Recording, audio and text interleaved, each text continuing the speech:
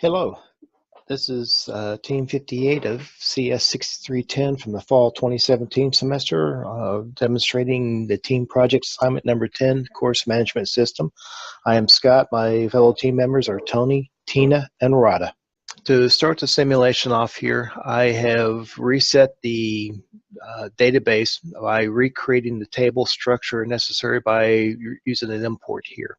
I've also started up the initial web page environment here, and I want to talk about how it's laid out.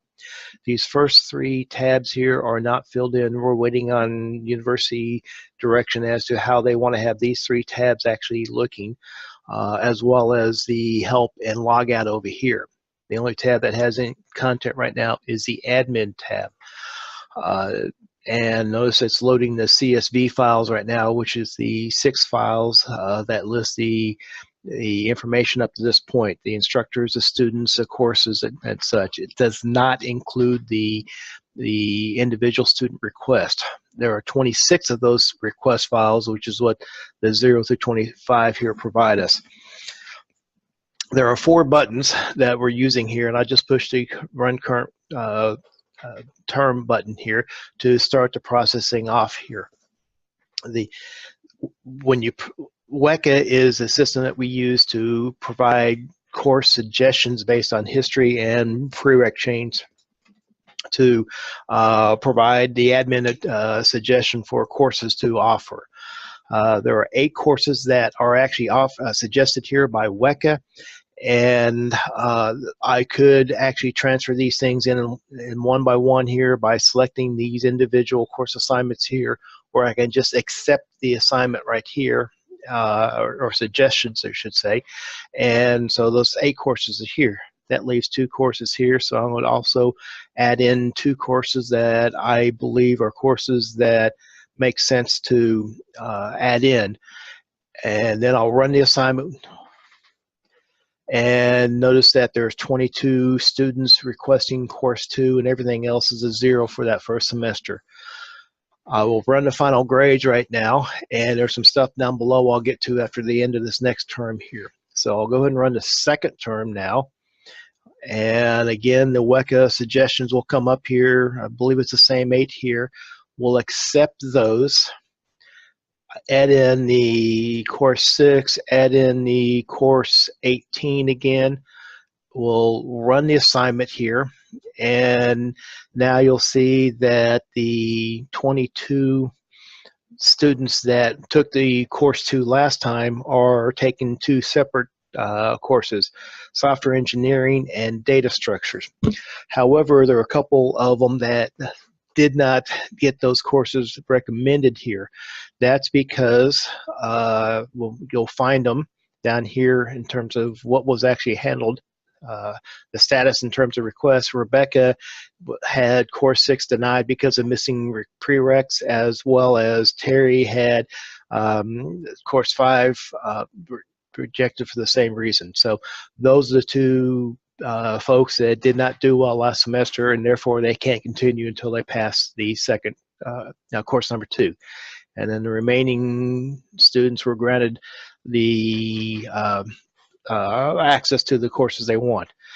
So let's go back up here, and for sake of conversation, let's go ahead and reassign 18 to a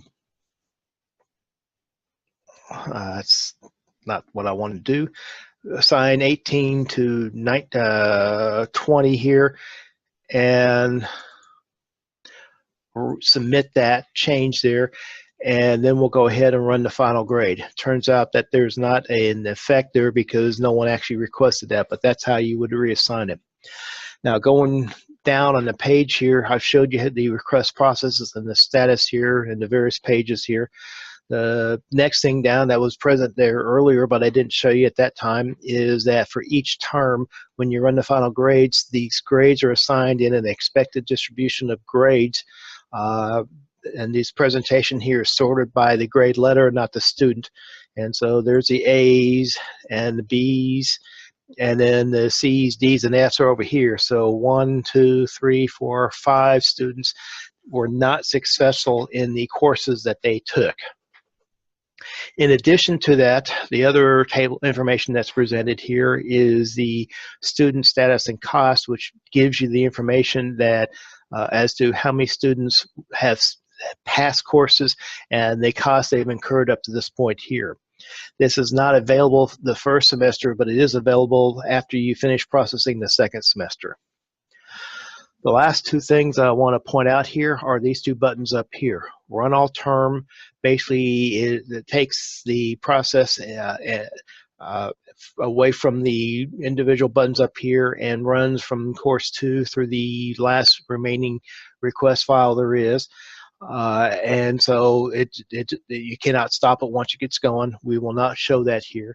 But restart is something that will allow you to clean the database and reread the information back in, and you'll see here that all 6 CSV files have been loaded.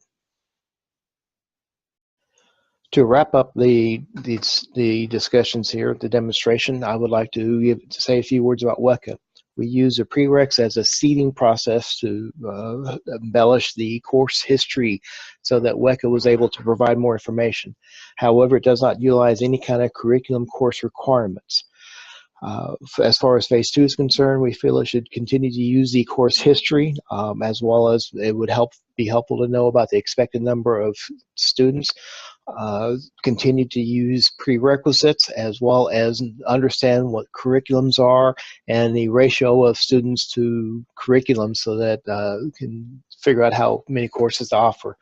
So finally, the last thing would be the instructor preferences and or capabilities. You don't want to assign an instructor to a course that he or she is not able to teach. With that, I'd like to say thank you for the opportunity. I know I, as well as my team, really enjoyed this whole course. Thank you very much, and we look forward to seeing you in the next course.